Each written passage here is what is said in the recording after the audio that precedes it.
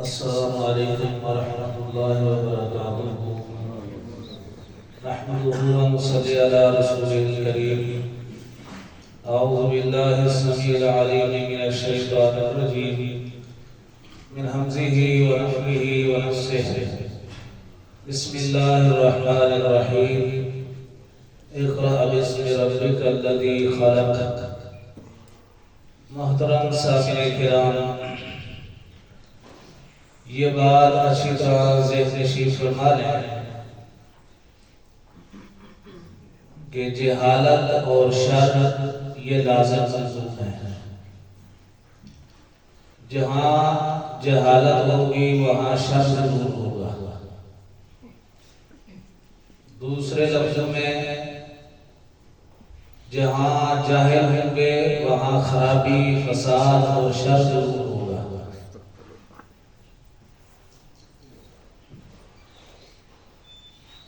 دلیل اس کی یہ ہے، سیدنا حذیفہ بن یمان رضی اللہ تعالی عنہ فرماتے ہیں، اللہ کے رسول صلی اللہ علیہ وسلم آپ کی آمد و بعثت سے پہلے انا کنا فی جاہلیت و شر، ہم جہالت اور شر میں تھے۔ دوسری بات یہ ہے، جہاں علم ہوگا وہاں خیر ہوگی۔ علم اور خیر یہ لازم ضرور چیزیں ہیں۔ دلیل اس کی یہ ہے، پیارے پیغمبر صلی اللہ علیہ وسلم نے فرمایا، لن يشبع المؤمن من خیر يسمعه حتى يكون منتهاه الجنة۔ مومن کبھی بھی خیر کی بات سنتے سیر نہیں ہوتا، وہ ہمیشہ سنتا ہی رہتا ہے حتیٰ کہ اس کی انتہا اور آخری منزل جو ہے وہ جنت ہوتی۔ اس حدیث پاک میں پیارے پیغمبر صلی اللہ علیہ وسلم نے علم کو خیر سے تعبیر فرمایا ہے۔ اور یاد رکھیں، علم سے مراد کون سا علم ہے؟ اس کائنات میں علم کہلانے کے قابل صرف ایک ہی چیز ہے، اور وہ ہے قرآن و حدیث، قرآن و سنت کا علم۔ باقی جن کو ہم علوم سمجھے بیٹھے ہیں، کل العلوم سوى القرآن مشغلہ، قرآن اور قرآن کے متعلقات کے علاوہ یہ جتنے بھی علوم ہیں یہ اصل میں علم نہیں، یہ فنون ہے، یہ ہنر ہے، یہ حرفی اور پیشے ہیں۔ علم صرف اور صرف اس چیز کا نام ہے جس کے بارے میں اللہ فرمائے یا جس کے بارے میں پیارے پیغمبر صلی اللہ علیہ وسلم فرمائے۔ اس لیے ہمیشہ کوشش کرنی ہے کہ اپنے آپ کو علم کے ساتھ جوڑے رکھنا ہے، اور یاد رکھیں کہ علم کا آغاز ہی، اسلام کا تو آغاز ہی علم سے ہوا۔ ہم سب جانتے ہیں کہ اسلام کی سب سے پہلی وحی کون سی ہے؟ اقرأ۔ اسلام کا آغاز ہو رہا ہے کہاں سے؟ علم سے، پڑھنے اور پڑھانے سے، اور پھر علم بھی وہ حاصل کرنا ہے جس علم کے اندر سب سے پہلے رب کا نام ہے۔ اقرأ باسم ربک الذی خلق، وہ علم حاصل کرنا ہے جس کے حاصل کرنے میں سب سے پہلے رب کا نام ہے۔ اس میں اللہ تعالیٰ نے بہت زیادہ برکتیں رکھی ہیں، کیونکہ یہ علم ایسے پاکیزہ راستوں سے آیا ہے کہ اس میں جھوٹ کا تو شائبہ تک ہی نہیں ہے، کیونکہ اس علم کو، قرآن کو، اس دین کو بھیجنے والی ذات کون سی ہے؟ اللہ کی ذات ہے، اور وہ اللہ کہ اس سے بڑھ کر سچا کون ہو سکتا ہے؟ وَمَنْ أَصْدَقُ مِنَ اللَّهِ حَدِيثًا۔ لے کر آنے والے کے بارے میں فرمایا کہ نازل بہ الروح الامین، جبریل امین جو لے کر آئے ان کے ایماندار ہونے کی گواہی خود رب نے دی۔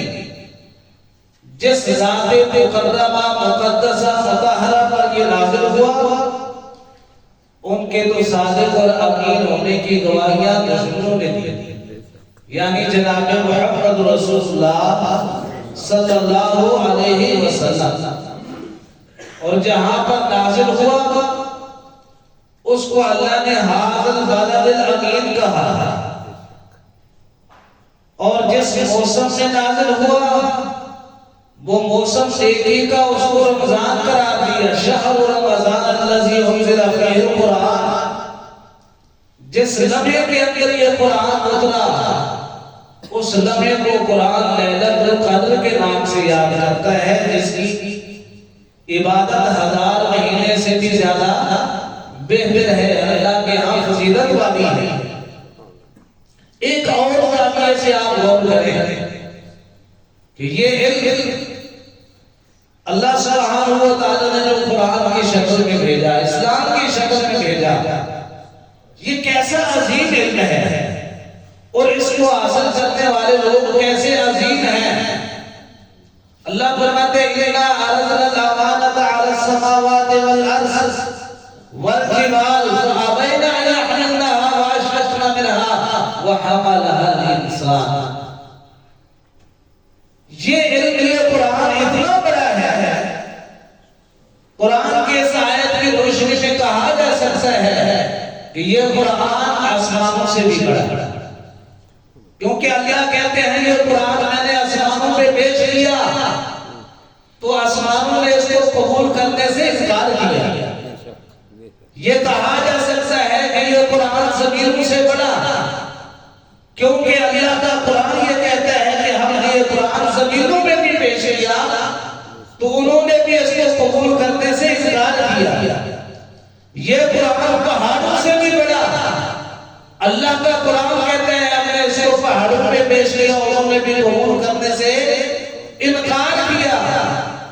یہ قرآن آسمانوں سے بھی بڑا، زمینوں سے بھی بڑا، پہاڑوں سے بھی بڑا، دریاؤں سے بھی بڑا، آبشاروں سے بھی بڑا، کائنات کی ہر بڑی سے بڑی ہیکل قسم کی مخلوق سے یہ بڑا۔ حالانکہ قرآن پاک کا حکم کتنا ہے، قرآن کیوں بڑا ہے؟ اس لیے کہ قرآن کے اندر آسمانوں کا تذکرہ بھی ہے، پہاڑوں کا تذکرہ بھی ہے، زمینوں کا تذکرہ بھی ہے، دریاؤں کا تذکرہ بھی ہے، کائنات کے ذرے ذرے کا تذکرہ آپ کو قرآن میں ملے گا۔